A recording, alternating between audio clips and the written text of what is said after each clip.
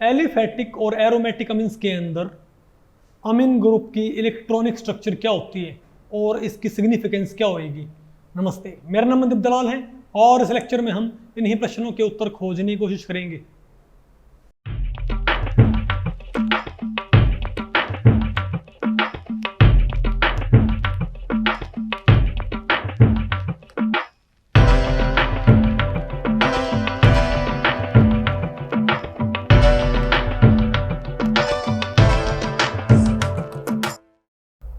Okay, अब बताओ हम क्या पढ़ते हैं भाई, electronic structure of amines.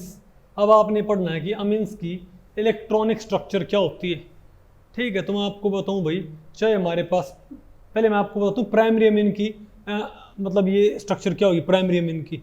Okay, तो यहाँ पर क्या होता है, अगर मेरे पास एक तो एलिफेटिक अमीन, लेकिन मेरे पास क्या है एरोमेटिक अमीन। थोड़ा मैं एलिफेटिक अमीन की बात करता हूँ। तो एक आप एलिफेटिक अमीन लो तो क्या होता है, एन के साथ NH2 और एक क्या होता है आर ग्रुप। आर ग्रुप मतलब क्या है, कोई CH3 टाइप ग्रुप। ओके, तो फॉर एग्जांपल मैं आर को CH3 ही ले लेता हूं, तो N के साथ दो तो मुझे H जोड़ने और एक मुझे क्या जोड़ना है, मिथाइल। तो N के पास N ने 3 बॉन्ड बनाने हैं। तो ये जो कार्बन है ना, देखो ये H क्या लेके आएगा, इस H का कॉन्फ़िगरेशन क्या होगा। पहले आप एक बार ये देख लो कि जो अप्रोचिंग एटम है उनका किस तरह का स्ट्रक्चर है, वो किस तरह की ऑर्बिटल पिक्चर के साथ नाइट्रोजन को अप्रोच करने लग रहे हैं। जो ये हाइड्रोजन है ये क्या लेके आएगा, 1s1 यानी हाफ फील्ड लेके आएगा। ये वाला हाइड्रोजन भी क्या लेके आएगा, हाफ फील्ड 1s1 ही लेके आएगा। अब जो ये मिथाइल है, इस मिथाइल में जो ये कार्बन है, ये बताओ क्या लेके आया कार्बन। कार्बन क्या, ये sp2 हाइब्रिडाइज्ड, ये कार्बन क्या sp2 हाइब्रिडाइज्ड भी है, लेकिन इसने अपना इलेक्ट्रॉन आगे प्रमोट कर रखा है। क्या नहीं, सॉरी, sp3 हाइब्रिडाइज्ड, ये कार्बन क्या आपका sp3 हाइब्रिडाइज्ड, ये मतलब इसने यहां पर प्रमोट कर दिया। आप कहोगे sp3 क्यों है, क्योंकि इस कार्बन को 3 तो सिग्मा बॉन्ड किसे बनाने उपकार, हाइड्रोजन से, और एक सिग्मा बॉन्ड बनाना है नाइट्रोजन के साथ। तो ये आपका sp3 हाइब्रिडाइजेशन है। आगे आपको तो 3 हाइब्रिड तो इस कार्बन ने कहा इस्तेमाल कर लिए, 3 हाइड्रोजन से बाइंड करने में, और एक हाइब्रिड का ओरिएंट कर दिया नाइट्रोजन की तरफ। तो मुझे ये पता लग गया कि इस नाइट्रोजन की तरफ इसने भी क्या कर रखा है, एक हाफ फील्ड हाइब्रिड, इस H ने भी, ये भी क्या लेके आएगा, सॉरी ये क्या लेके आएगा, हाफ फील्ड 1s1, ये हाफ फील्ड 1s1, और ये क्या लेके आएगा, half field hybrid, half field hybrid. तो चारों तरफ से इसके पास वही हाफ फील्ड आ रहे हैं। तो नाइट्रोजन की रिस्पॉन्सिबिलिटी क्या है, 3 हाफ फील्ड प्रोवाइड करने की। तो आप नाइट्रोजन का इलेक्ट्रॉनिक कॉन्फ़िगरेशन लिखो, तो क्या लिखोगे आप, 2s2, क्या लिखोगे आप 2s2, और क्या लिखोगे आप यहाँ पर 2p3 आपको लिखना पड़ेगा, 2s2 2p3, isn't it? ठीक है बात। तो अब बताओ क्या हो जाएगा, तो 2s2 2p3 हो गया। तो यहाँ बताओ किस तरह की हाइब्रिडेशन आपको देखने को मिलेगी, पता आपको, यहाँ मिलेगी आपको sp3 हाइब्रिडेशन आपको यहाँ पर देखने को मिलेगी। यानी ये जो नाइट्रोजन है कौन सा भाई, इसके पास 3 हाफ फील्ड ऑलरेडी हैं, तो जो नाइट्रोजन होगी वो तो क्या करेगा, ये नाइट्रोजन अपना एक लोन पेयर तो कहाँ कर लेगा, तो ये तो क्या इसका ऊपर की तरफ लोन पेयर, ये तो क्या इसका लोन पेयर, अपना एक हाफ फील्ड हाइब्रिड ये कहाँ ओरिएंट कर देगा, नीचे की तरफ, half field hybrid, half field hybrid, half field hybrid. यहाँ कौन आके जुड़ गया हाइड्रोजन, यहाँ कौन आके जुड़ गया हाइड्रोजन, यहाँ कौन आके जुड़ गया मिथाइल। तो 3 बॉन्ड बन गया हमारे पास। तो इसकी बताओ मेरे पास किस तरह है कि मुझे यहाँ पर ज्योमेट्री देखने को मिलेगी, बताओ हमको यहाँ पर वही बताओ किस तरह की ज्योमेट्री हमको देखने को मिलेगी, पिरामिडल ज्योमेट्री। कैसी भाई, पिरामिडल ज्योमेट्री हमको देखने को मिलेगी, isn't it? ऐसे पिरामिड सा बन जाएगा हमारे पास ये। ओके, अब प्राइमरी अमीन में क्या होगा, प्राइमरी अमीन में क्या होगा बताओ, तो नाइट्रोजन ने अपना लोन पेयर तो ओरिएंट कर रखा ऊपर की तरफ, और यहाँ हाफ फील्ड से क्या जोड़ रखा है, एक हाइड्रोजन, बताओ दूसरा हाइड्रोजन, और तीसरा मिथाइल, तीसरा आर ग्रुप, तीसरा आर ग्रुप। सेकेंडरी में क्या हो जाएगा, ये जो नाइट्रोजन है अपना जो हाफ फील्ड कहाँ इस्तेमाल करता था, एक H के साथ बाइंड करने में, ये भी किससे बाइंड कर लेगा, आर के साथ बाइंड करने में, और टर्शियरी में क्या कर लेगा, ये आर के साथ बाइंड करने में ही इसको इस्तेमाल कर लेगा। Isn't it? ठीक है, ओके। अच्छा भैया तो क्या था हमारे पास, ये तो हमारे पास एलिफैटिक अमीन के अंदर था ना, इजंट इट?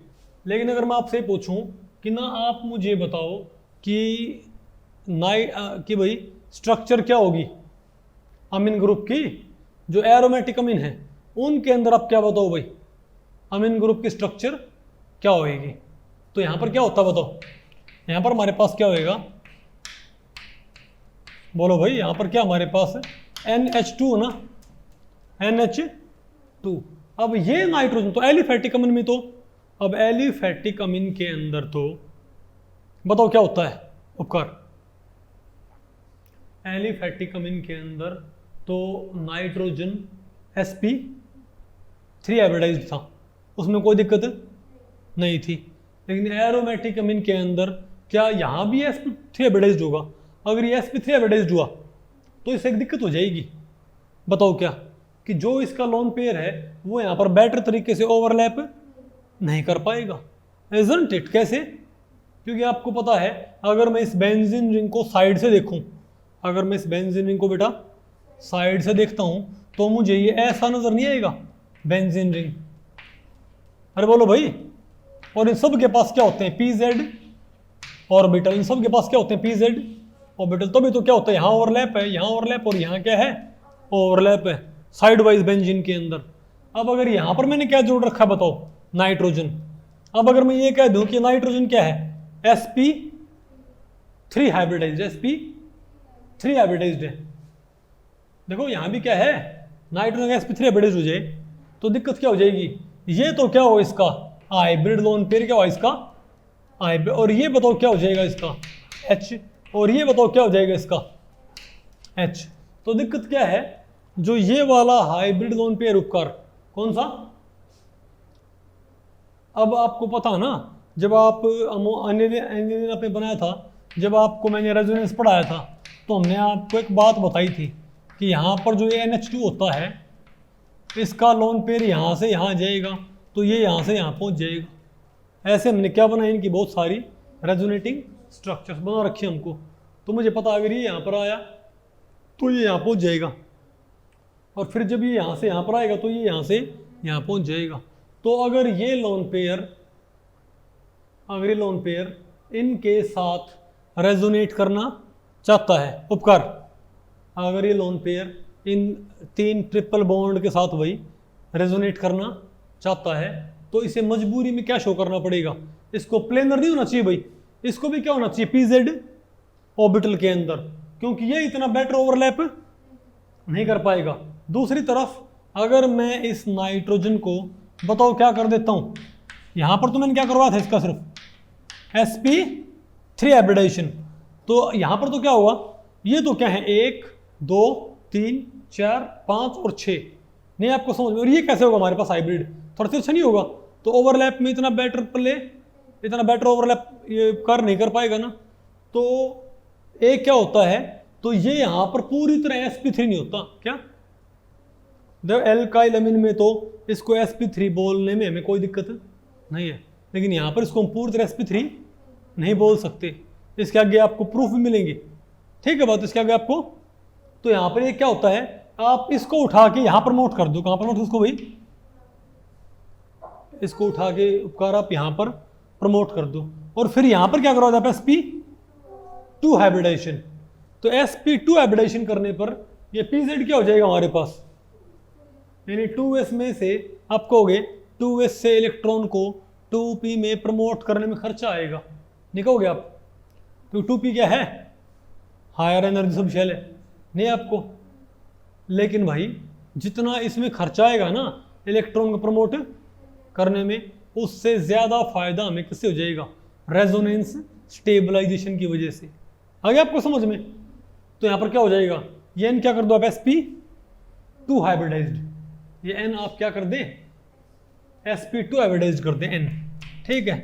तो ये क्या हो जाएगा हमारे पास बताओ, ये क्या हो जाएगा, तो sp2, तो इसके अराउंड क्या हो गया हमारे पास, ये इसके अराउंड हमारे पास क्या हो गया, प्लेनर। क्या हो गया मेरे पास अब ये प्लेनर, मतलब यही क्या मेरे पास बेंजीन रिंग का प्लेन, और यहीं पर कौन है मेरे पास, बोलो भाई RNR, मतलब नहीं है आपको समझ में।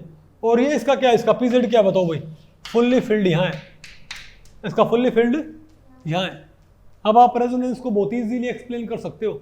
अब ये ओवरलैप किसका हो रखा है, इसमें इलेक्ट्रॉन है, इसमें है, इसमें है, इसमें है, इसमें है और इसमें है। हम साइड से देख रहे होंगे ना, तो यहाँ ओवरलैप हो रखा है, यहाँ ओवरलैप हो रखा है, यहाँ ओवरलैप हो रखा है। अब अगर ये इलेक्ट्रॉन जंप करके कहाँ पहुंच जाए बताओ, यहाँ पर, तो ये ऑर्थो साइट पे दोनों कौन चले गए, दोनों इलेक्ट्रॉन चले गए साइट पे, तो यहाँ पर क्या नेगेटिव आ गया ना, और उस वक्त ये कहाँ ओवरलैप कर जाएगा, यहाँ पर। कुछ बात आपको पहले पड़ी, फिर ये यहाँ पर ओवरलैप कर जाएगा, तो फिर कहाँ बताओ कहाँ बॉन्ड बन जाएगा, यहाँ बॉन्ड बन जाएगा। नहीं आपको समझ में, ऐसे इसको मैं एक्सप्लेन कर सकते हैं। तो ये बताओ क्या होगा मेरे पास, ये sp2 हाइब्रिडाइजेशन, क्या मेरे पास ये। तो मैं आपको बताऊं भाई कि वास्तव में ये ना तो पूरी तरह sp2 होता और ना ही पूरी तरह से sp3 होता, ये उनके इंटरमीडिएट सा होता है। लेकिन ज्यादा क्लोजरी किसके होता है, sp2 के। किसके भाई ज्यादा क्लोजर किसके होता है, एक्सपेरिमेंटल एविडेंस ने क्या शो किया है कि इसकी स्ट्रक्चर ज्यादा क्लोज किसके होएगी, sp2 हाइब्रिडाइजेशन की। ओके, तो मेरे ख्याल से आपको भाई इसका इलेक्ट्रॉनिक स्ट्रक्चर अच्छे से पल्ले पड़ गया। तो भाई इस लेक्चर में इतना ही। अगर इस लेक्चर के बारे में आपके कुछ प्रश्न या सुझाव हैं तो आप मुझे नीचे कमेंट सेक्शन में पूछ सकते हैं, मैं उनके उत्तर देने की पूरी कोशिश करूंगा। तो ठीक है, मिलते हैं अगले लेक्चर में, तब तक के लिए नमस्ते।